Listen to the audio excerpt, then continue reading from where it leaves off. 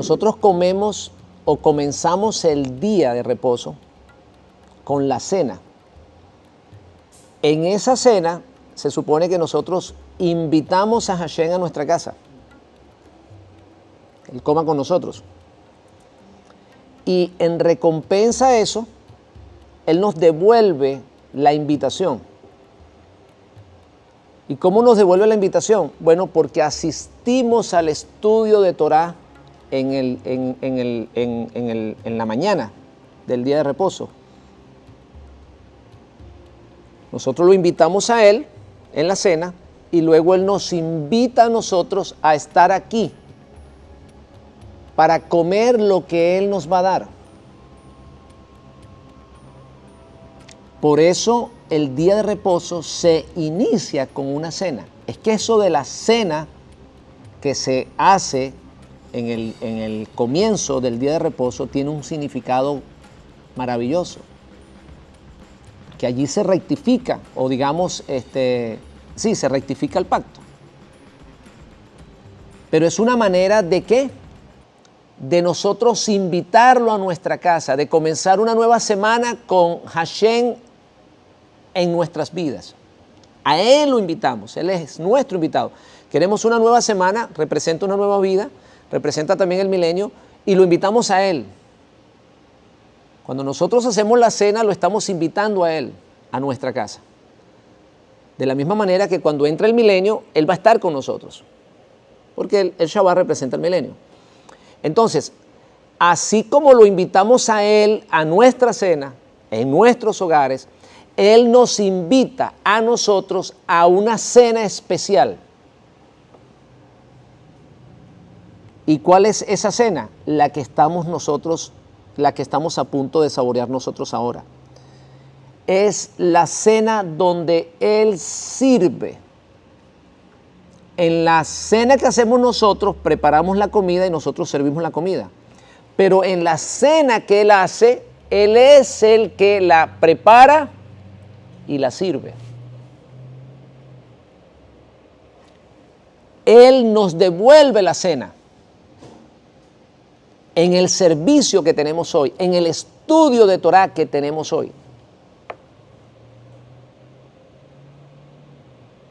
¿Estamos entendiendo esto? Nosotros hacemos la cena y lo invitamos a Él. Y en recompensa, es como cuando tú invitas a una persona a una comida, que la persona le gustó la comida y en agradecimiento, ¿qué hace? Te invita a una que ella va a hacer. Bueno, comí en tu casa, ahora yo te invito. La próxima comida la hacemos ¿dónde? En mi casa. Eso se acostumbraba mucho con mis padres. Cuando ellos visitaban a alguien, ellos acordaban en esa reunión que la próxima reunión iba a ser en la casa del invitado. Y lo mismo sucede con Hashem. Nosotros lo invitamos a Él en la cena que hacemos en cada inicio de Shabbat. Y en recompensa a eso, entonces Él nos invita a esta cena que tenemos nosotros aquí, donde vamos a compartir, ¿qué cosa? Una comida especial. Es un pan y un vino que no es físico, sino que es espiritual. Nosotros en la cena partimos pan y tomamos vino, o comemos pan y tomamos vino. Hoy hacemos exactamente lo mismo. Él es el anfitrión y Él nos da pan y vino, nos da palabra y rúa. Porque es la recompensa, ojo con esto, es la recompensa por la obediencia a que nosotros preparamos la cena, a que guardamos el Shabbat. He aquí yo estoy a la puerta y llamo. Si alguien oye la voz, si alguien oye mi voz, abre la puerta, entraré a él, cenaré con él. Repítalo conmigo, hermanos míos. ¿Cómo dice el versículo? Cenaré con él y él conmigo. Por eso yo les explico a las personas que cuando hacemos la cena del Shabbat, estamos trayendo una bendición extraordinaria a nuestros hogares. Por eso se hace tan difícil, hermanos míos. Por eso hay que luchar tanto para hacer la cena del Shabbat. Por eso hay que orar, pedirle al Eterno que nos dé paz en ese momento. Porque estamos trayendo bendiciones a nuestra casa. Porque una vez que lo invitamos a Él, comemos con Él, entonces Él nos invita a nosotros a comer en este día o en esta mañana, donde Él sirve el pan y sirve el vino.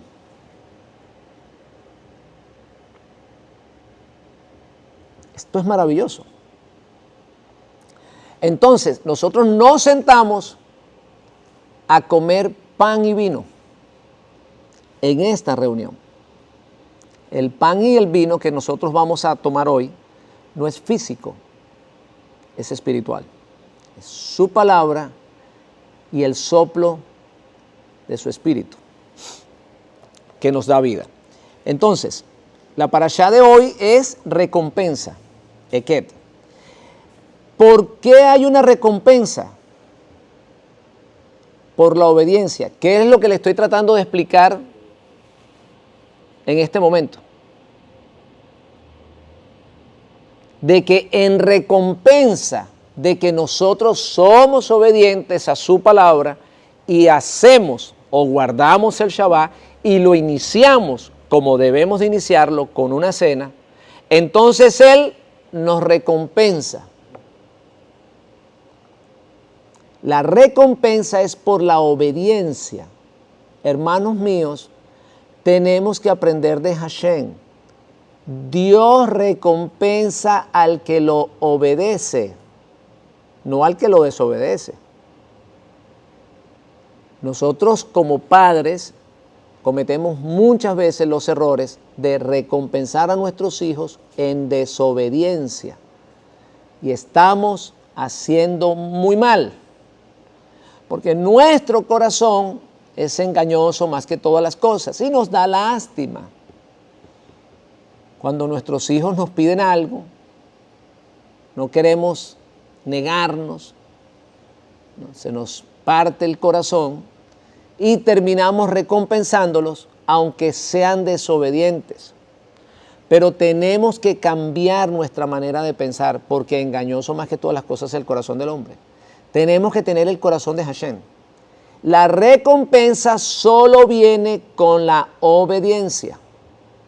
Fíjense, hermanos míos, que los domadores de los animales lo saben perfectamente. Y los animales lo saben también. Los animales lo saben. Cuando los animales obedecen lo que el domador dice, ¿qué hace el domador? Le entrega un pedacito de comida. Las ballenas en el Seaquarium, los dolphins o los delfines y todos esos animales que nosotros vemos en el circo o en los teatros, a todos ellos se les da comida cuando hacen lo que el domador quiere, porque están siendo recompensados porque obedecieron la orden que le dio el domador o el entrenador, lo que sea. Entonces, hoy vemos eso, hoy vemos que hay una bendición por la obediencia. Fíjense, mis hermanos, que nosotros o en el cristianismo leíamos un versículo que era: si me amáis, guardad mis mandamientos. Y nosotros interpretábamos ese versículo como que si amábamos al Maestro, pues teníamos que llenarnos de ese amor que supuestamente Él expresa a través de la entrega de su alma por la humanidad. En otras palabras, que debemos de amar a la humanidad como Él amó al mundo. De esa manera lo interpretábamos. Los mandamientos que él estaba hablando, pues eran mandamientos de amor, de amarnos los unos a los otros, y así lo interpretábamos nosotros. Entonces, el creyente cristiano tiene ese concepto. Por eso el creyente cristiano cree mucho en perdonar a su enemigo, cree mucho en aceptar, digamos, que lo golpeen, porque interpretan, digamos, esas palabras del maestro de que esos son sus mandamientos. Sus mandamientos es que nosotros nos sometamos a nuestros enemigos, sus mandamientos es que nos amemos aunque la gente no nos amen. Entonces, así lo interpretamos nosotros. Así lo interpretamos nosotros. Pero, ¿de qué mandamientos estaba hablando el maestro? Cuando el error está en interpretar mis mandamientos como que si fuesen de él. Ese es el error. Debemos de hacer una buena interpretación para comprender y para entender de qué mandamientos hablaba. Cuando el maestro dice mis mandamientos, no se refiere a mandamientos creados por él. Lo que está hablando el maestro es que la palabra de Hashem está en sus labios. Entonces él toma posesión de esa palabra. Él dice mis mandamientos, pero no son sus mandamientos, son los mandamientos del Padre. Yo no les hablo por mi propia cuenta. Lo dice él. La palabra que yo les he hablado no procede de mí, sino del Padre que me envió. Entonces, mis mandamientos no son otros que los mismos mandamientos del Padre. Entonces, ¿qué estamos hablando hoy? ¿De qué estamos hablando? De la obediencia o de la bendición, por la obediencia. Entonces, ¿a qué es que nosotros debemos de obedecer para ser bendecidos? ¿A que debemos de amar a las personas aunque nos odien? A ver, ¿cómo pudiéramos nosotros,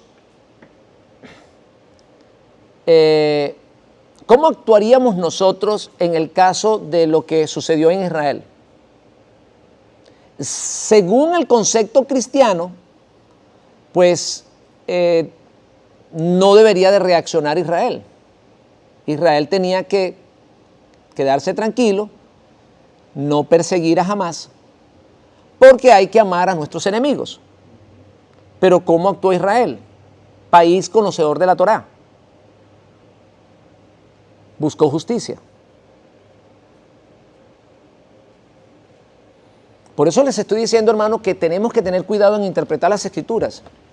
Porque lo correcto es que se haga justicia. Mire, cuando las personas hablan de paz,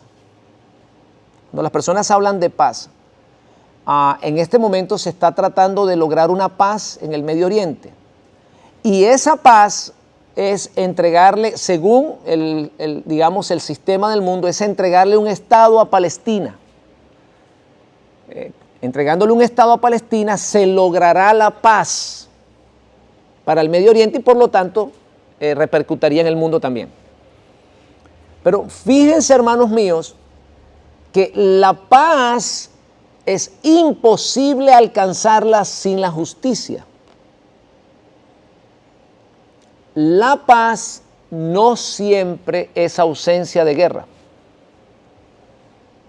sino sino presencia de justicia. Por eso Saulo de Tarso dice que tenemos paz con Dios. Pero ¿por qué tenemos paz con Dios? O sea, ¿por qué logramos tener paz con Dios? Porque hubo un acto de justicia. Por eso dice, por medio de Yeshua HaMashiach. O sea, no se puede alcanzar una verdadera paz sin justicia. Nosotros hemos sido testigos de que en Colombia, nuestro país vecino, se trató de negociar la paz con los guerrilleros, con las fuerzas de la guerrilla del país. Y en ese tratado de paz se le daba la oportunidad a ellos de formar parte del gobierno, de tener un partido político, y se le perdonaba las condenas que caía sobre ellos, o sea, se le daba perdón. Dentro de ese tratado, ellos no iban a ser juzgados por los crímenes que habían cometido contra sus propios ciudadanos.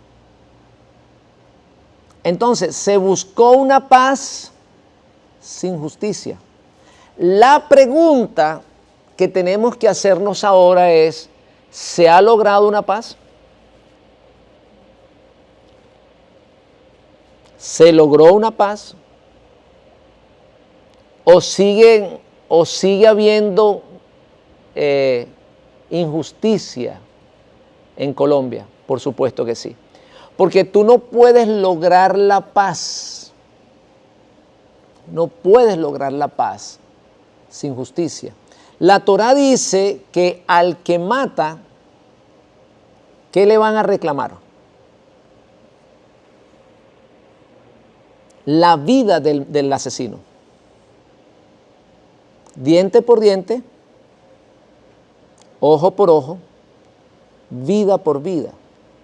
La manera de redimir la sangre del asesinado o de la persona que ha sido, o del muerto, es derramando la sangre del asesino. Esa es la manera como se cumple la justicia, porque la paga del pecado, ¿qué es? Muerte.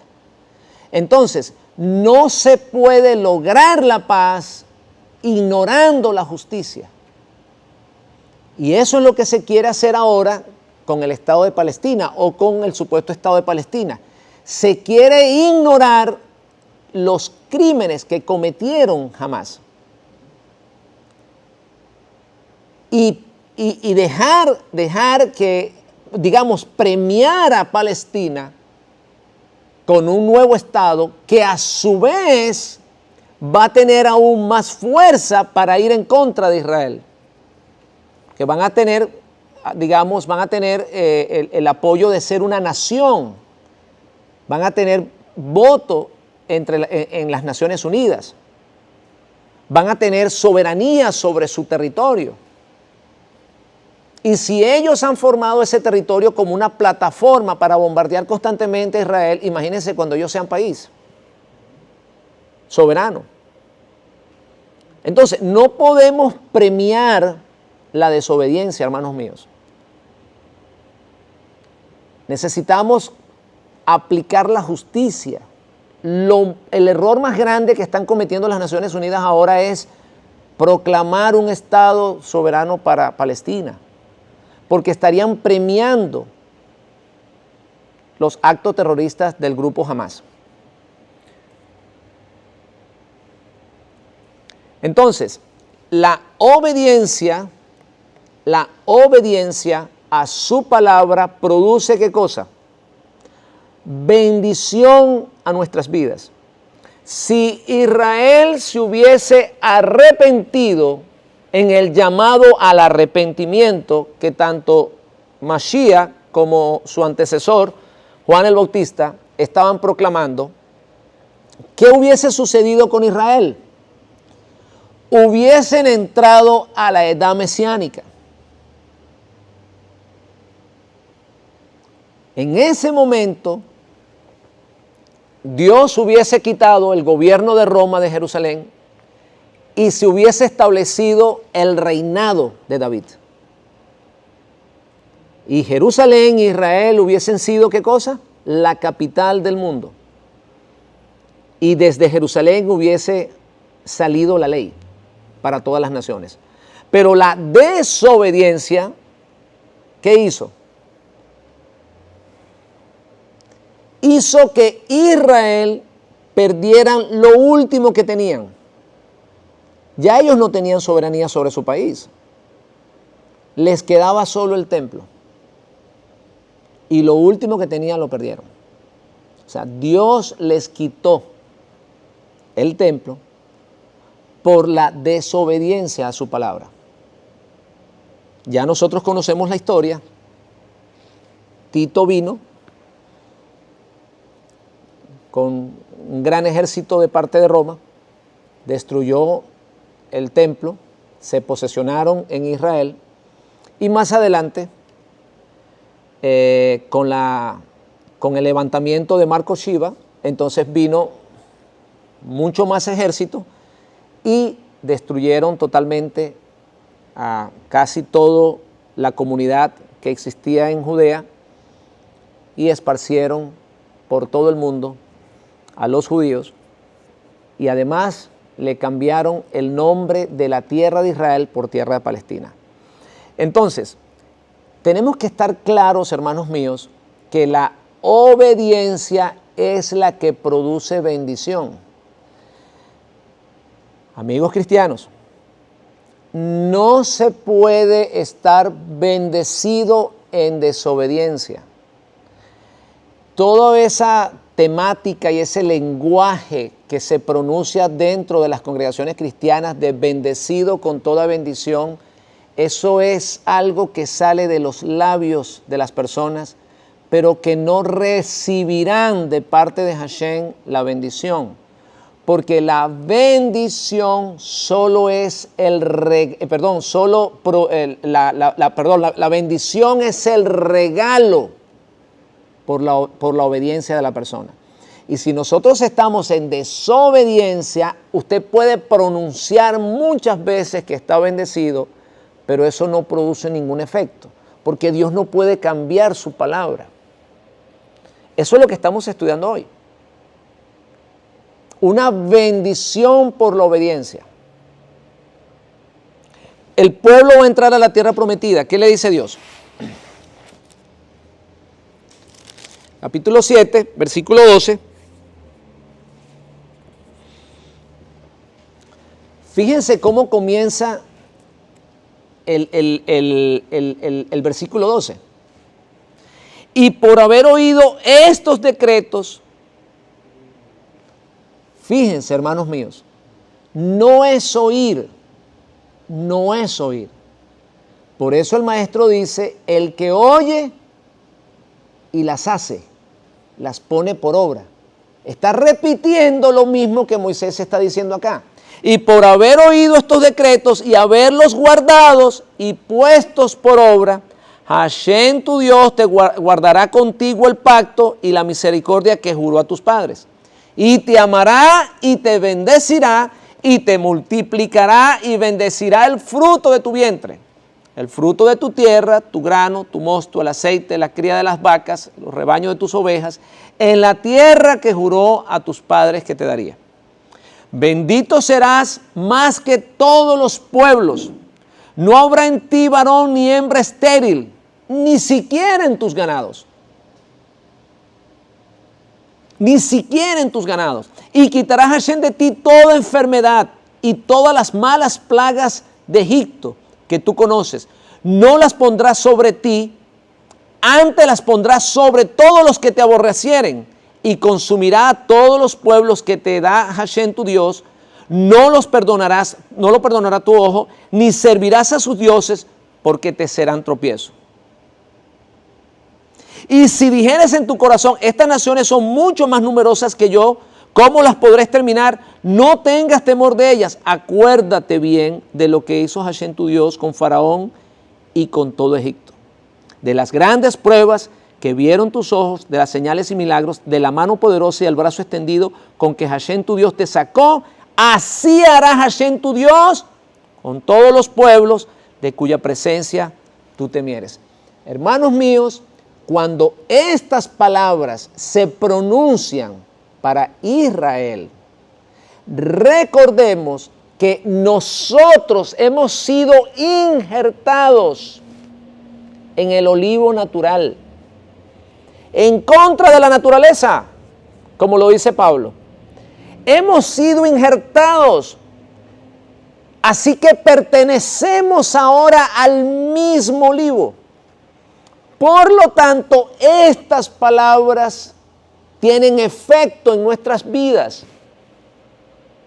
La bendición es fruto de la obediencia, no de otra cosa, no de la religión, no de los ayunos, no de los sacrificios, porque es mejor la obediencia que los muchos sacrificios. Fíjense, hermanos míos, que no podemos poner en duda que en el cristianismo se sacrifica el creyente. Se sacrifica de muchas cosas.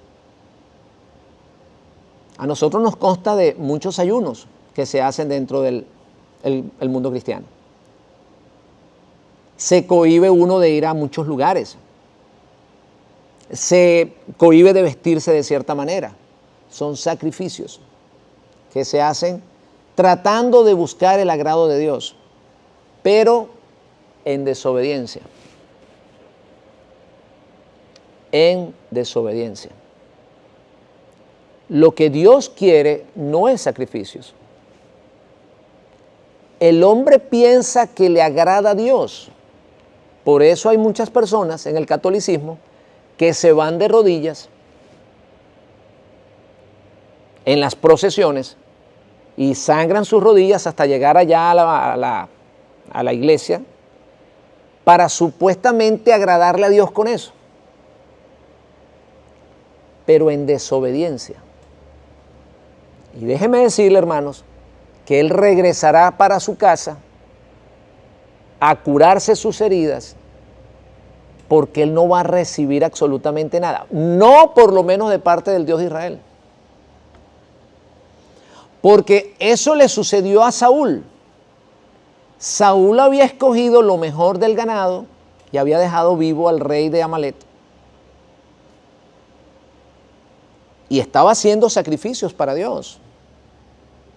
Pero eso le costó el reinado de él y de su descendencia. Porque no vas a lograr nada, hermanos míos, con arrodillarte. No vas a lograr nada con ayunos si estás en desobediencia. Y eso es un consejo que le damos nosotros a los amigos cristianos. ¿Por qué? Porque estuvimos allá. Porque estuvimos allá. Nosotros lo entendemos. ¿Saben algo? No hay nadie que pueda entender mejor a un cristiano que nosotros, que estuvimos allá adentro. Conocemos bien al pez. Nos tragó por 3 días. Pero así mismo, como Jonás fue vomitado, el pez nos tuvo que vomitar, porque Dios tiene un propósito con nosotros. Nos vomitó para predicar la verdad. No queríamos. A ver, ¿cuántos de nosotros queríamos predicar la ley? No, la ley no era para nosotros, eso es para los judíos. Pero el pez nos vomitó, porque teníamos que cumplir la voluntad de Hashem. ¿Y sabe dónde predicó Jonás? ¿Dónde predicó? Tierra ajena, gentiles. ¿A quién hay que predicarle la ley? A los gentiles. Los gentiles andan sin ley. Por eso andan sin esperanza. Eso lo dice Efesios. A los gentiles hay que predicarle la ley. Ellos tienen religión. Ellos hacen sacrificios. Es más, hermanos, lo bueno que tienen los cristianos, ¿de dónde lo sacaron? Del judaísmo. Las buenas obras de los cristianos las sacaron del judaísmo. El paganismo no ofrecía nada de eso. El paganismo no ofrecía nada de lo que tiene el cristianismo bueno ahora. Lo que tiene bueno el cristianismo lo sacó de la Torá. Pero eso no es suficiente. Recordemos que un poco de levadura leuda toda la masa. Necesitas despegarte completamente del sistema católico. Y en desobediencia no vas a lograr el éxito. No lo vas a lograr. No vas a alcanzar la vida eterna. Porque la vida eterna se le otorga a los que desean obedecer. Yo les explicaba esta semana que el árbol de vida está entre nosotros. ¿Quién no tiene una Torá? ¿Quién no tiene una Biblia? Todos la tienen a su alcance. Y yo les explicaba que hay algo que lo que necesitamos nosotros no es tener el árbol de vida, sino tener la clave para entender el árbol de vida. Y que Dios es el que revela la clave, el que nos da acceso al árbol de vida o a entender el árbol de vida. Estábamos explicando eso la semana pasada. Ahora, y yo les explicaba que Dios mira algo en nosotros y cuando mira algo en nosotros, entonces nos entrega el acceso.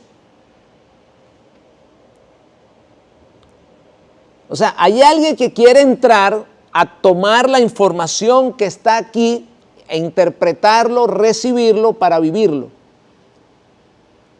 Y Dios entrega el código para que tú puedas descifrar, digamos, estas escrituras que están en clave.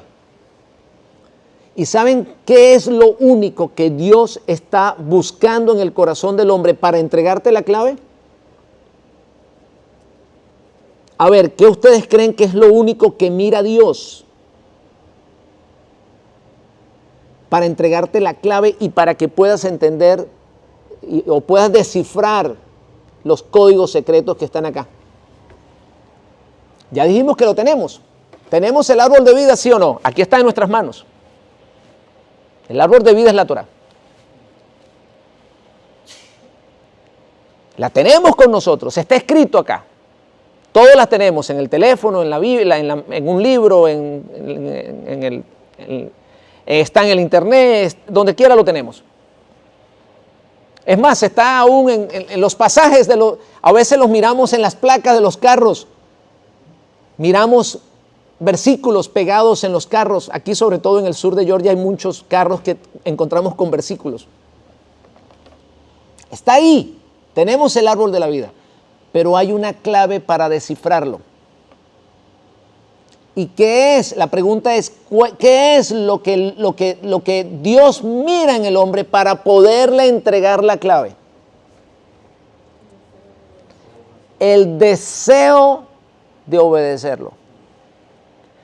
Cuando el hombre tiene deseos de obedecer su palabra, entonces Dios entrega la clave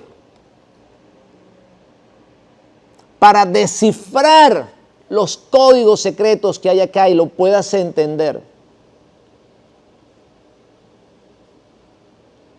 Por eso, los contemporáneos al maestro, aquellos que lo cuestionaban, no recibían el código. ¿Saben por qué? Porque no querían obedecer.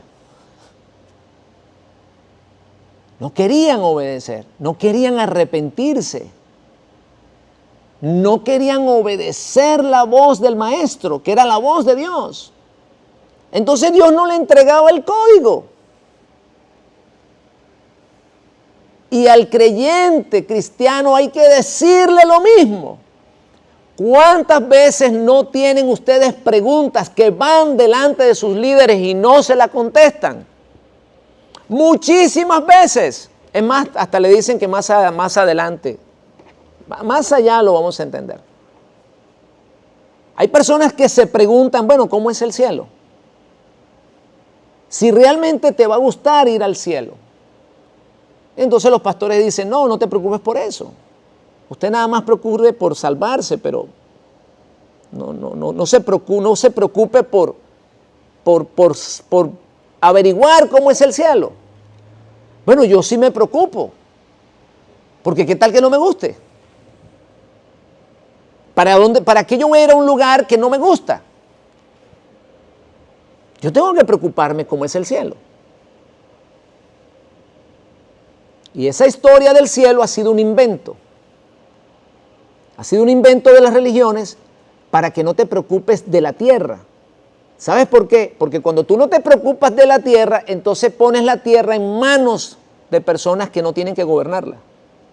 En las manos de los malos, de los gobernantes de este mundo. ¿Y saben por qué está en las manos de los gobernantes de este mundo? Porque las personas ignoran la Torá. Cuando las personas reciban la información de la Torá, ellos tienen el conocimiento de cómo deben de gobernar la tierra. Pero como a nosotros en el cristianismo nos dicen que nosotros no te vamos a heredar la tierra, que nos van a mandar para el cielo, entonces nosotros nos despreocupamos de eso. Y por lo tanto los que gobiernan la tierra son los malos. Y así vamos a estar hasta que la persona se arrepienta y entienda verdaderamente que Dios lo que quiere es que entienda y reciban la Torá para saber vivir en la tierra.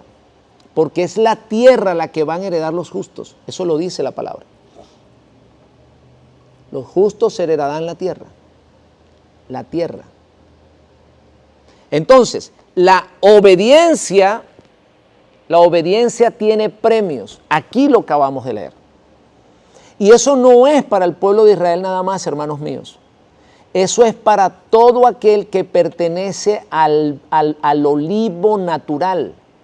Y si, según Romanos, nosotros fuimos injertados en ese olivo, bueno, hay personas que no les agrada eso. Pues allá ellos con su problema. No nos quieren mirar allí.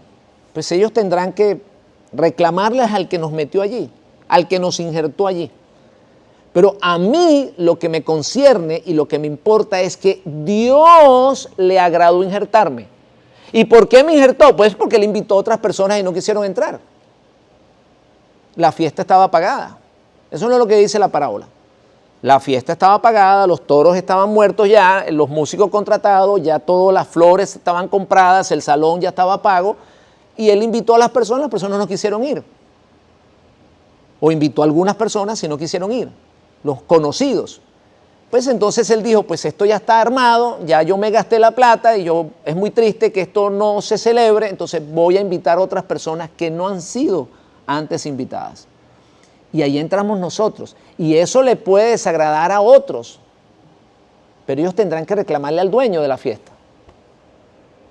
Nosotros hemos sido invitados, hermanos, a las bodas.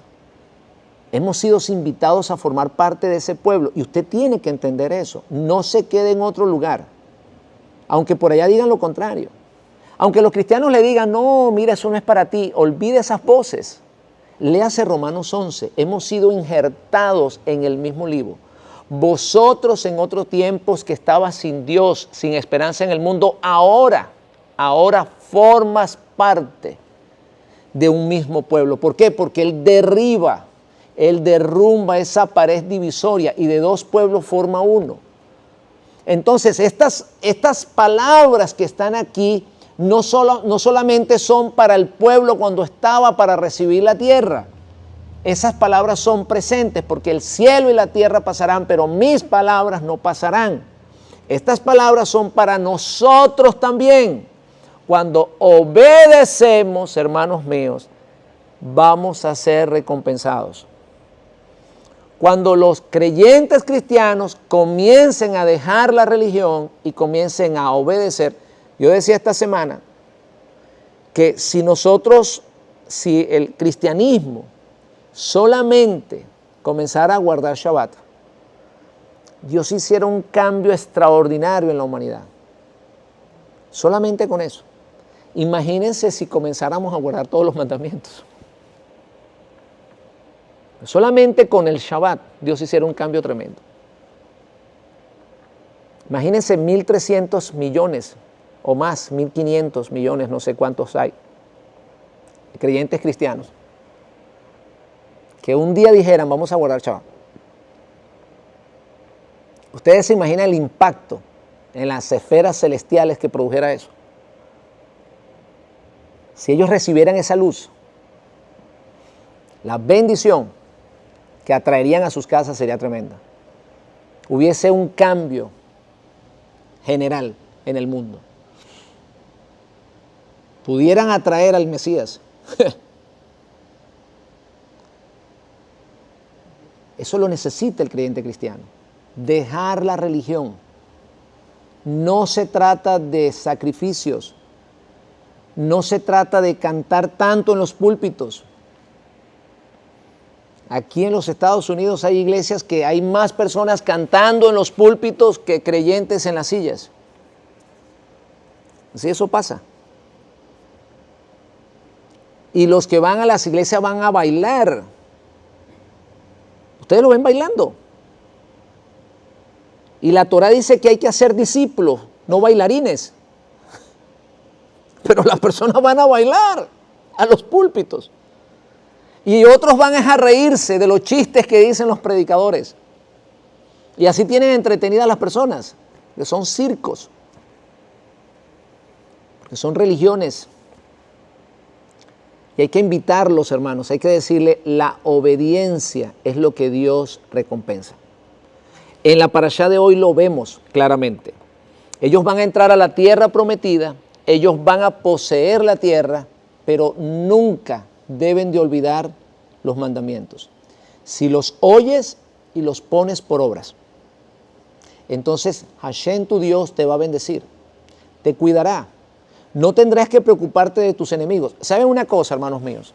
Usted quiere estar confiado totalmente de que nuestros enemigos no nos tocarán. ¿Usted quiere estar confiado? Sométase a la palabra de Hashem. Y usted dormirá tranquilo. En paz me acostaré y así mismo dormiré. ¿Por qué? No porque usted tiene un amuleto allí que lo defiende de las fuerzas malignas, no, porque usted está en obediencia, porque usted está habitando bajo el abrigo del Omnipotente. Habitar bajo el abrigo del Omnipotente quiere decir estar sometido a su palabra. Eso es lo que quiere decir, no otra cosa. El que habita el abrigo del Omnipotente o del Altísimo, el que habita el abrigo del Altísimo quiere decir eso. El que está cubierto bajo el pacto, el que está cubierto y está en obediencia al pacto que Dios hace con él. Entonces él va a estar despreocupado. Él no se preocupa de los enemigos porque él cree, confía plenamente en la palabra de Hashem. Va a recibir recompensa. Va a recibir recompensa. No es otra cosa lo que te entrega la recompensa. Saúl perdió el reinado por desobediencia. Fíjense, hermanos míos, fíjense que esto es algo interesante. Si nosotros miramos los pecados de David, si analizamos los pecados de David y analizamos los pecados de Saúl, bueno, fueron casi parecidos. Es cierto, Saúl cometió ciertas cosas horribles. Pues mató a los sacerdotes, consultó a la bruja, pero David también hizo sus cosas que no estaban correctas. Censó el pueblo, produjo mortandad en el pueblo. ¿Qué más hizo? Cierto, pero, participó de adulterio, luego prácticamente manda a matar a Urías. Entonces, estaba más o menos como parejos allí. Cierto, estaban más o menos como parejos los pecados. Pudiéramos decir que 50 y 50. ¿Y qué marca la diferencia? ¿Qué marca la diferencia, hermanos míos? O sea, ¿por qué a Saúl se le quita el reinado y por qué no se le quita a David? ¿Por qué?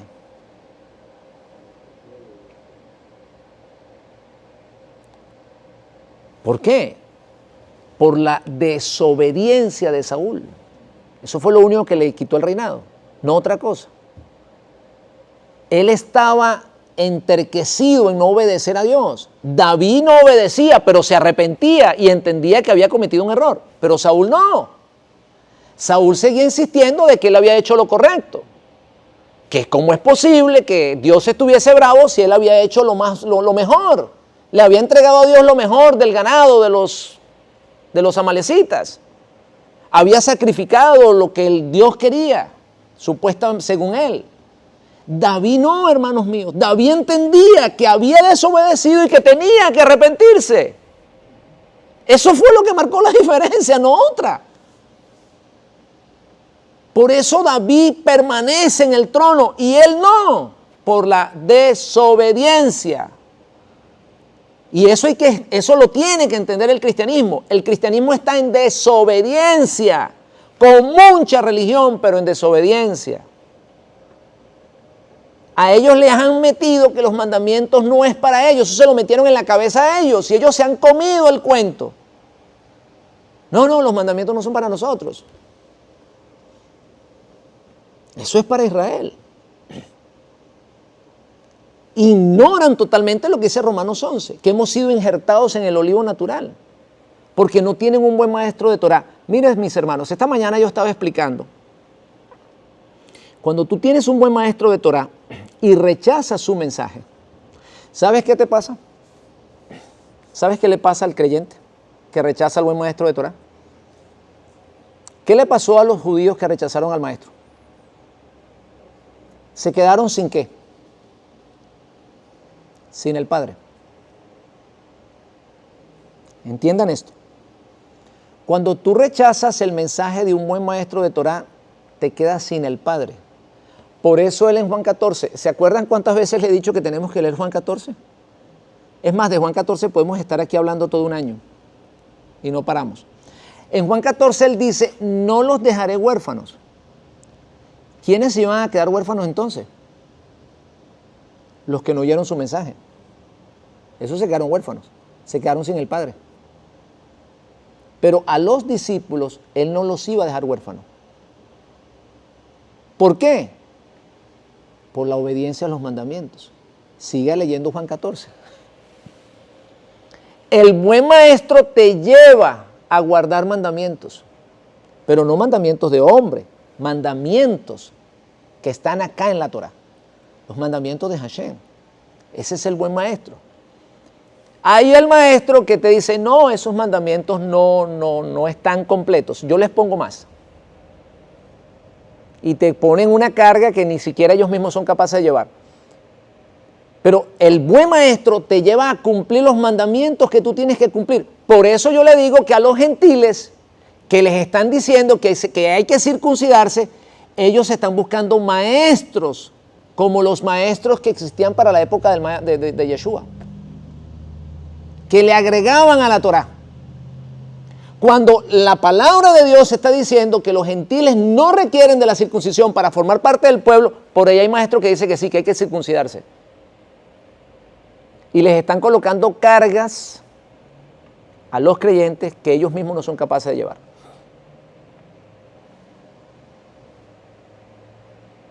Usted no se circuncida porque usted nació fuera del pacto, hermanos míos.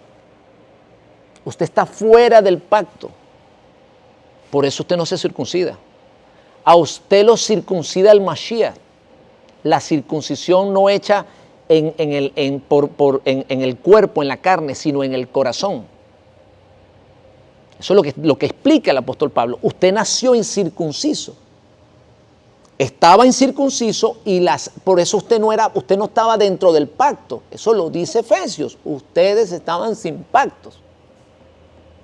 Y Dios los introduce en el pacto aún siendo incircuncisos.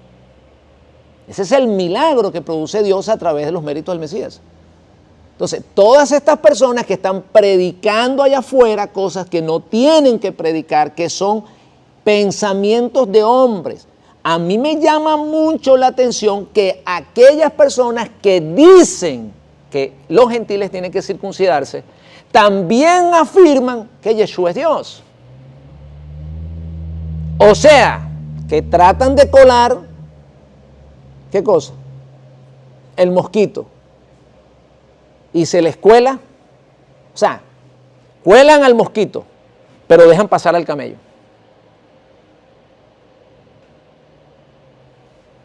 ¿Por qué, hermanos míos?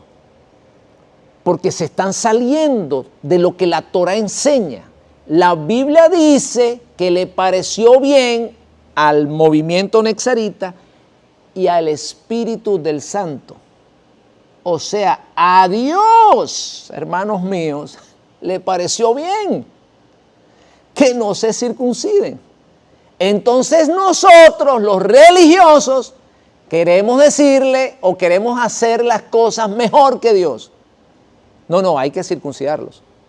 si a Dios le está diciendo, a Dios le pareció que no. Por eso, hermanos míos y amigos míos, búsquense un buen maestro de Torá. Y no lo lleve por caminos equivocados. Nosotros no hemos sido llamados a ser judíos. Nosotros hemos sido llamados a ser Israel. Israel son 12 tribus. Se los voy a repetir. Israel son 12 tribus.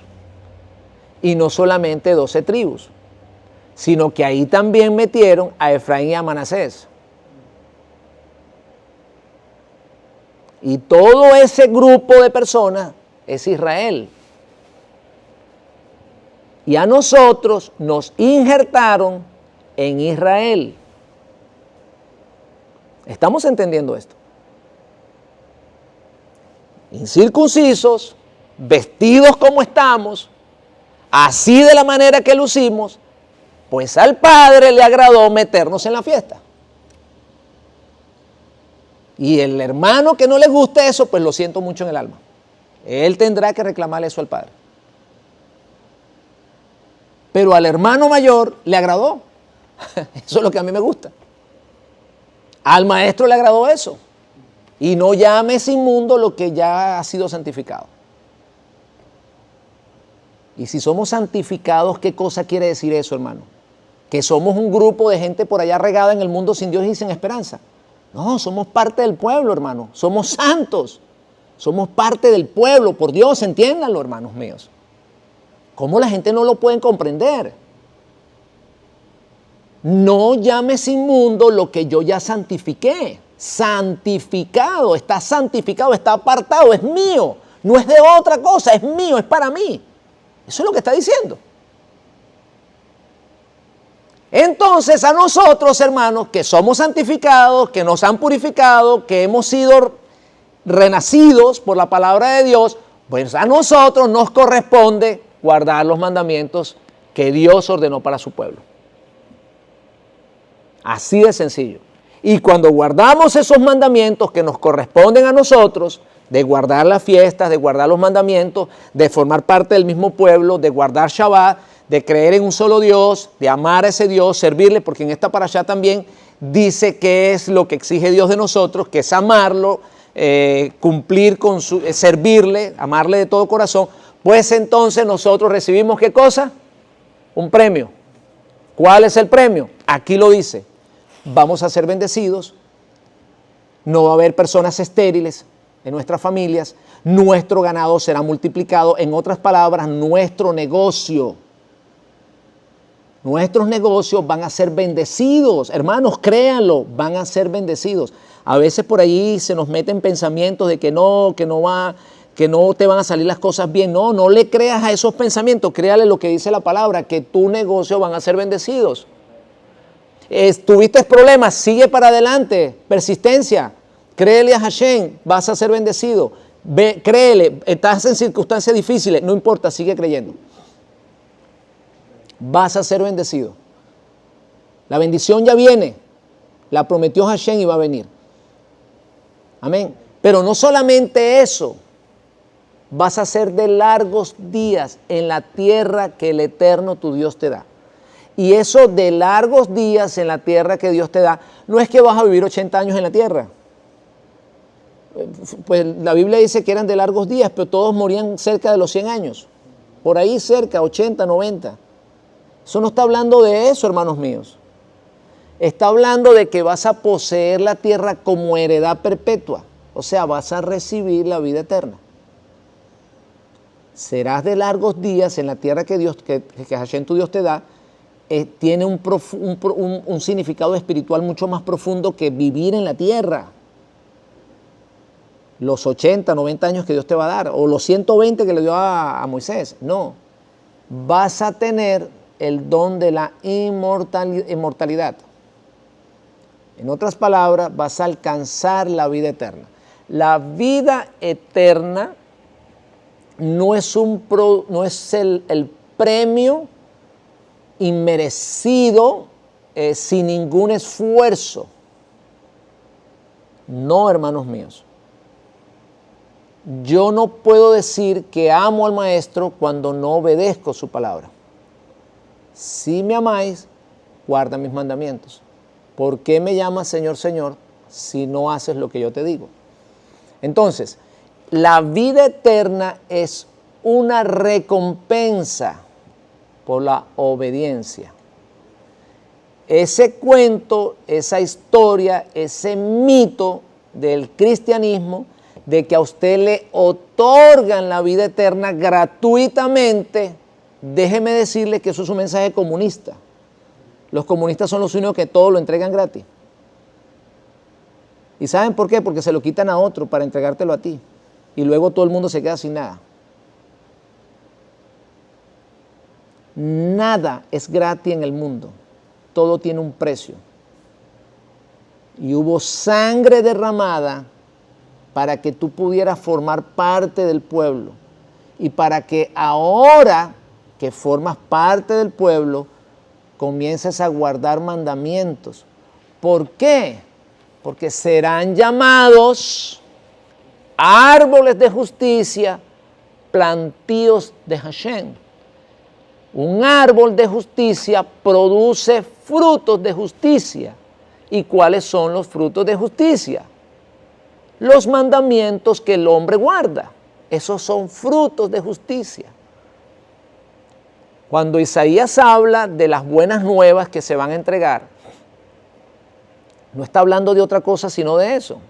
Que las personas, cuando oigan el mensaje, le van a decir, ¿sabes qué? Tú eres gentil, ¿verdad que sí? Sí. Por allá te estaban diciendo que tú no podías formar parte del pueblo, pues ahora resulta ser que Dios le agrada que entres a la fiesta. Pero no así de la manera que tú estás vestido, no, yo te voy a vestir distinto. Ahora vas a guardar mandamientos. Ahora tú vas a poder guardar mandamientos como lo guardan ellos, porque ahora tú formas parte del pueblo. Esos son árboles de justicia. Esa es la nueva ropa que te da Dios, que te viste de justicia. ¿Por qué? Porque te da fuerza en el alma para que guardes mandamientos. El hombre fue creado con la finalidad de guardar mandamientos para poder alcanzar la eternidad. Todo el que te diga que no debes de guardar mandamientos, te está diciendo, te está impidiendo que alcances la vida eterna. Y todo el que te está poniendo más carga de lo que debes de llevar, está colocando obstáculos para que no entres en el reino de los cielos. A Dios le agradó, por su gracia, invitarnos a la fiesta. La gente dice, bueno, eso es como muy fácil. No, no es fácil. ¿Sabes cuánto tiempo estuvimos nosotros pagando nuestro castigo? Yo por lo menos estuve 20 años metido dentro de una iglesia cristiana. Hay gente que ha tenido más. Ahí estuvimos pagando. ¿Cuánto tiempo ha estado una persona sin Dios, sin esperanza en el mundo? Muchos años. Eso lo dice Efesios. O sea, pagamos un castigo. No fue gratis. Israel, cuando dejó a Dios, le tocó pagar un castigo. Fue esparcido, sus mujeres fueron violadas, los hombres fueron esclavizados, sus niños fueron llevados esclavos, los hombres fueron muertos. Fueron esparcidos muchísimos por las naciones, muchísimos. Ellos pagaron por eso. Nada es gratis, hermanos míos, nada es gratis. Olvídense de eso. La paga del pecado no es gratis, es muerte. El que le esté diciendo a usted que le van a dar salvación gratis si usted guarda mandamientos, le está mintiendo. Violar la Torá es pecado. Eso es la definición de pecado. Y como violador de la Torá, a usted lo único que le pueden decir es, apartado de mí, violadores de Torá. El día que usted le diga, es que en tu nombre nosotros hicimos esto, en tu nombre hicimos milagros, en tu nombre nosotros predicábamos, ¿Sabes qué le va a decir el maestro? Apártate de mí, violador de la Torá.